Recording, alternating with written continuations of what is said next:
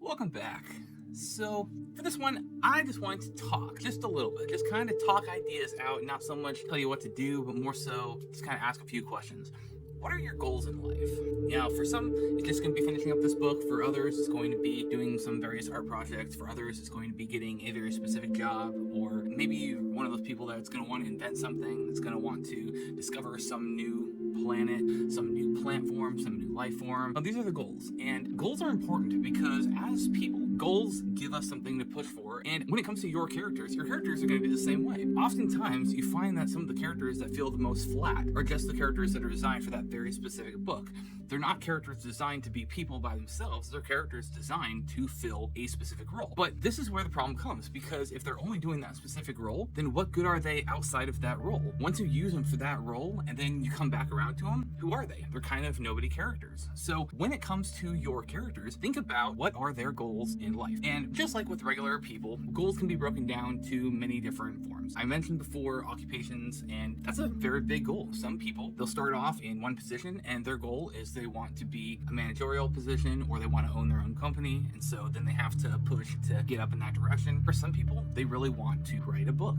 That's a really fun goal. I encourage you to keep going on that one if that is one of your goals. Some people, they really want to design video games. Some people, they really want to create movies. They want to make their own movie, and that is really awesome. More power to them. Well, with those goals, sometimes they are going to be career oriented, but sometimes they're going to be much more personal. For example, are you dating anyone? Are you in love with anyone? Do you have any romantic feelings towards someone that you want to push sometime down the line into something more? Is your goal to get married? Well, what about your characters? Do your characters have anyone that they're interested in? Do your characters have anyone that they want to see themselves with? Do your characters want to have their own family one day? Or do they just want to exist as a single person for the rest of their life? And that's perfectly fine, don't get me wrong, but for some people, the goal is marriage. So when you have those kind of goals, having that mindset of, if me as a person has some desire to do something elsewhere, then it logically follows that my characters, or your characters, or all characters, are going to have some kind of goal outside of that.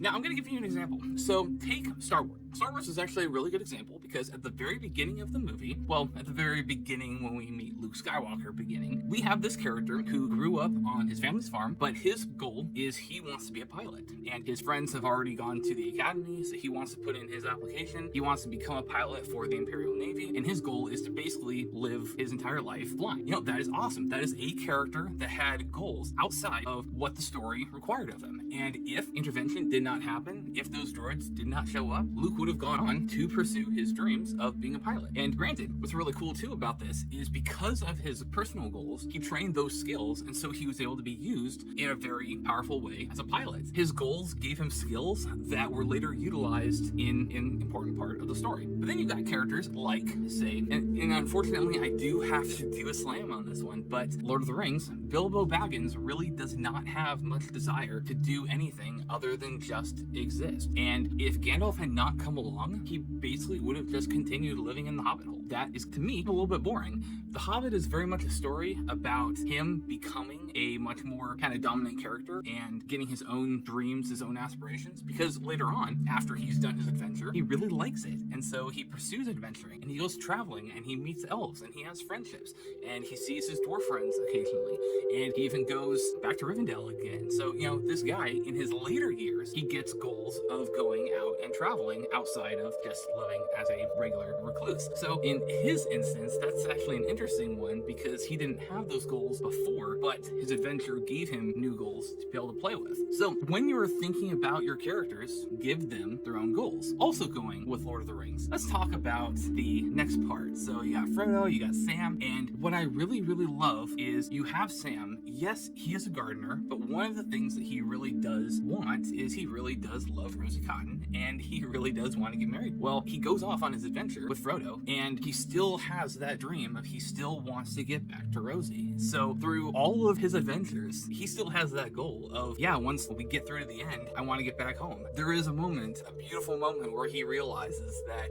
I'm probably not going to be able to go home, but we're going to do this goal right now, and if there's some hope, then I'm going to get back to her. So it's really, really quite a beautiful story with that. Then when he gets back and he's done saving the Shire, he marries her, and they have a bunch of kids together, and he becomes mayor of Hobbiton, and he maintains his friendships throughout the course of it. So it's a really, really awesome story. It's a really great end story. And with that, though, you have goals, and that also ties into what are your character's dreams. Now, when we say dreams, oftentimes we think of goals and dreams as very similar, but oftentimes we'll think of goals as being some tangible thing, whereas dreams are kind of the out there, it would be great if, but not necessarily realistic. And I want you to have fun with this, because I can probably guarantee that you've got some dreams of your own. I can probably guarantee that you've got ideas that you think, man, it would be great if, and then you always keep them as dreams. You'd never turn them into goals. Writing a book was the same way. Writing a book was the dream. And then when I realized, wait a second,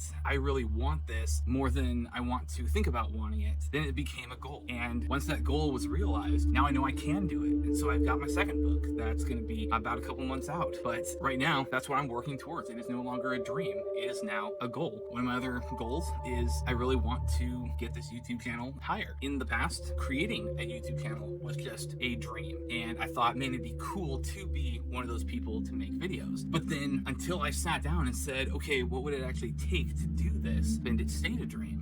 Once I started to actually figure out what it would take, then it became a goal. So in this case, creating a YouTube channel, writing a book, they were dreams until I decided I wanted them to happen, and then they became goals. So if you were thinking, okay, that's all well and good, but how does this apply necessarily to my characters if, one, we don't ever see their goals or we don't ever see their dreams? That's okay. In some cases, you're going to be able to let those dreams and those goals leak out to the page. But for the most part, I want this to be something that you keep at the least. I want you to imagine what your characters want to do and where your characters want to go and what your characters hope would happen. Because if they hope it and they want it enough, you'll want it for them. And it's weird, but they're not real, but they become real. Their goals, their dreams, they become so cool that you want to make them happen. And in doing so, it's going to make your characters so much better. It's going to make your characters so much more full, I guess is a better way. It's going to make them so much more colorful, so much more well-rounded. And by giving these characters their own goals and their own dreams, it gives the reader a sense that, okay, this character is not just